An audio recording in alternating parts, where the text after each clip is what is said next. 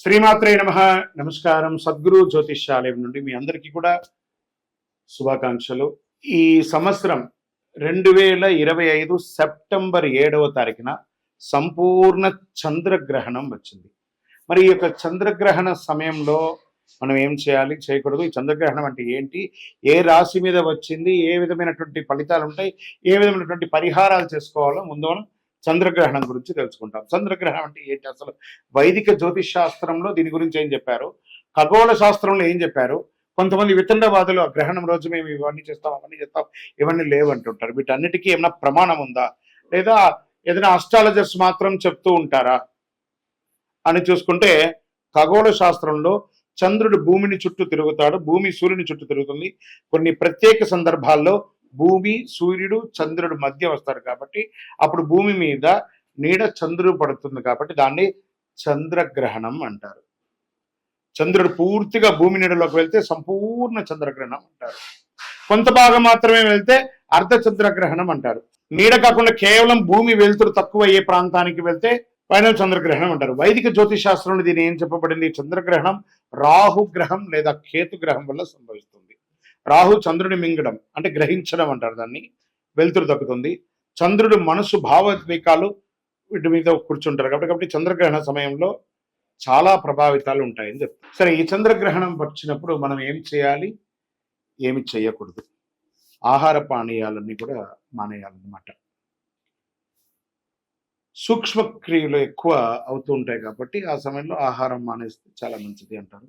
మంత్ర జపం ఈ సమయంలో ఒక ఉన్నటువంటి ఒక ఆధ్యాత్మికంగా ఎవిడెన్స్ ఏమంటే, మీకు ఏదైనా ఉపదేశం ఉంటే ఆ మంత్రాన్ని లేదా ఏదో ఒక దైవ మంత్రాన్ని ఒక్కసారి చెప్తే 1,000,000 సారి చేసినంత ఫలితం అని అంటారు.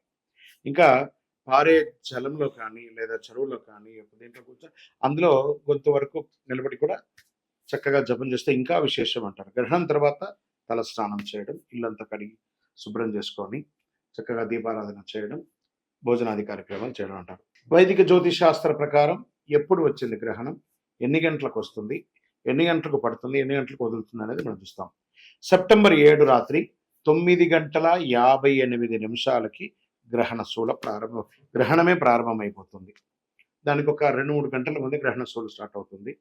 అదే సమయంలో గ్రహణం సెప్టెంబర్ 8న తెల్లవారుజామున 1:26 ముగుస్తుంది. ఈ చంద్రగ్రహణ ప్రభావం 3:29 ఉంటుంది. ఈ చంద్రగ్రహణానికి ముందు ఒక 6 గంటలు, తర్వాత ఒక 4-5 గంటలు కూడాను కొంచెం జాగ్రత్తగా ఉండాల్సిన సమయం అంటారు. ఖగోళ ఆధార ప్రకారం చంద్రగ్రహణం శతభిష నక్షత్రంలో జరుగుతుంది. ఇది రాహు ఆధిపత్యం కలిగినటువంటి రాశి. చంద్రుడు రాహు కలయిక 11వ భావంలో తాత్కాలికంగా లాభాలు, దీర్ఘకాలిక స్థిరత్వం లోపిస్తుంది. సూర్యుడి కేతు కలయిక 5వ భావంలో ఉండడం వల్ల చిన్న చిన్న అపార్థాలు కుటుంబంలో ఏర్పడుతుంది. ఈ నక్షత్ర రహస్యం ఏ నక్షత్రంలో అవుతుంది అని అంటే శతభిష నక్షత్రంలో అవుతుంది. శతం అంటే 100, అభిష అంటే రక్షణ. 100 రక్షణ కవచాలు కలిగినటువంటివి అన్ని కూడాను చంద్రగ్రహణ సమయంలో అవన్నీ కూడా శక్తి కోల్పోతుంది. చంద్రగ్రహణ సమయంలో చంద్రుడు మనసు జలతత్వం, రాహుకేతు మాయ కర్మబంధం ఇలా ఉంటుందన్నమాట. గ్రహణ సమయంలో చంద్రుడు శతభిష నక్షత్రంలో అధిపతికి రాహుగా ఉన్నాడు. రాహు తన స్వనక్షత్రంలో ఉండడం వల్ల మానసిక భావోద్వేగాలు శారీరక స్థాయిలో గరిష్ట స్థాయిలో తగ్గిపోతుందంట. ఈ రాహు చేత గ్రహించబడడం వల్ల మానసిక అశాంతులు, చిన్న చిన్న సామాజికమైనటువంటి ఇబ్బందులు, జలప్రళయాలు, చిన్న చిన్న జలప్రళయాలు, క్షేత్రస్థాయిలో ఉన్నటువంటి జనాలందరికీ కూడా వ్యాపార, ఉద్యోగ, రాజకీయ అందరికీ కూడా మిశ్రమ ఫలితాలని ఇస్తుంది. మన శరీరంలో కూడా రక్తపోటు కూడా బీపీ, షుగర్స్ కూడా కొంచెం లెవెల్స్ మారుతూ వస్తుందని చెప్తుంటారు. గ్రహణ సమయంలో భూమి, చంద్రుడు, సూర్యుడి మధ్య శక్తి, ఎనర్జీ అనేది తగ్గిపోతుంది. ఈ సమయంలో ఏం చేయాలి, మంత్రసిద్ధి చేసుకోవాలి. ఈ మంత్రసిద్ధి చేసుకునే సమయంలో ఎంత దైవభక్తి కలిగి ఉంటే అంత మంచిది. మరి 12 రాశులకు కూడా గ్రహణంలో ఎలా ఉంటుందంటే, మేషరాశి వారికి లాభం కానీ భావోద్వేగమైనటువంటి నిర్ణయాలు వస్తాయి. వృషభ రాశి వారికి వృత్తి మార్పు, ఒత్తిడిని నియంత్రించండి. మిథున రాశి వారికి విదేశీయ ప్రయాణం ఉంటుంది, ఆర్థిక ప్రణాళిక ఉంటుంది. కర్కాటక రాశి వారికి ఆస్తి లాభం, అప్పు తగ్గించుకోవడం మంచిది. సింహరాశి వారికి దాంపత్యుల మధ్య సవాలు ఉంటుంది. ఇందులో ఈ గ్రహణంలో సింహరాశి వారికి మరియు కుంభరాశి వారికి కొంచెం ఎక్కువ ఉంటుంది కాబట్టి కాస్త జాగ్రత్తగా చూసుకోవాలి. కన్యా రాశి వారికి ఆరోగ్యం క్రమబద్ధీకరించబడుతుంది. తులారాశి వారికి అన్నిటా విజయం ఉంటుంది. కాస్త అహంకారం తగ్గించుకోండి. వృశ్చిక రాశి వారికి కుటుంబ సమస్యలు అన్ని పరిష్కారం అవుతుంది. భావోద్వేగమైనటువంటి నిర్ణయాలు తీసుకుంటారు. ధనుసు రాశి వారికి వ్యక్తిగత పురోగతి, ఖర్చును మాత్రం నియంత్రించాలి. మకర రాశి వారికి ఖర్చులు ఎక్కువ అవుతుంది. పొదుపును పెంచుకోవడానికి ప్రయత్నం చేయండి. కుంభరాశి వారికి స్వయ మార్పు, ఒంటరితనం వద్దు. కుంభరాశి వారికే ఈ యొక్క గ్రహణంలో చాలా ప్రాధాన్యత ఉంది. దైవారాధన చేయండి. మీనరాశి వారికి ఆధ్యాత్మికంగాను సామాజికంగాను లాభంగా ఉంటుంది, కానీ మోసపోకండి. ఇవన్నీ కూడా చేయడానికి పరిహారాలు చక్కగా మీ యొక్క కులదేవాన్ని, మీ ఇష్టదేవాన్ని తలస్నానం అయిన తర్వాత గ్రహణ అనంతరం మీ యొక్క వయస్సు ఎంత ఉందో అన్ని దీపాలు వెలిగించి దైవారాధన చేయండి. అతి శక్తివంతమైనటువంటి కరుంగాళి మాలను గ్రహణ సమయంలో ధరించడానికి ప్రయత్నం చేయండి. జ్యోతిష్ శాస్త్రరీత్యా ద్వాదశ రాశుల్లో ముందుగా మొట్టమొదటి రాశి అశ్విని నక్షత్రం 1, 2, 3, 4 పాదములు, భరణీ నక్షత్రం 1, 2, 3, 4 పాదములు, కృతికా నక్షత్రం మొదటి పాదానికి సంబంధించిన మీరు మేషరాశి వారిగా పరిగణించబడుతున్నారు. మేషరాశి వారికి ఈ సెప్టెంబర్ 25 ఎలా ఉంది అని చూస్తే సూర్యుడు సింహరాశిలో కన్యలోనూ ఉన్నారు. సెప్టెంబర్ 17 తర్వాత అంగారకుడు కర్కాటక రాశిలో ఉన్నారు, సింహంలోనూ ఉన్నారు.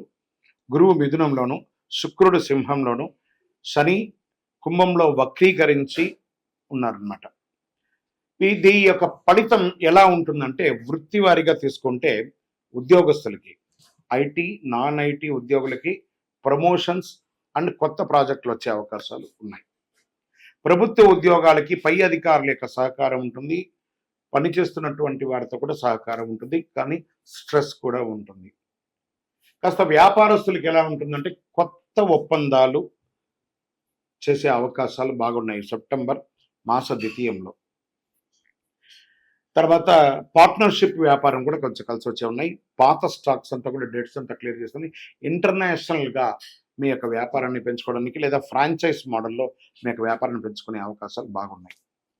రైతులకి మంచి వర్షపాతం నుండి చక్కగా పంటలన్నీ కూడా పండే అవకాశాలు ఉన్నాయి.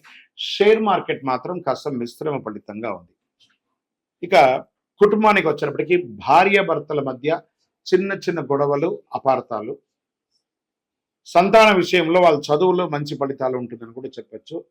అన్నదమ్ముల మధ్య, అక్క చెల్లెల మధ్య ఆస్తి గొడవలు వచ్చే అవకాశాలు కాస్త ఉన్నాయి. ఇవి కాస్త జాగ్రత్త పడవలసినటువంటి విషయం.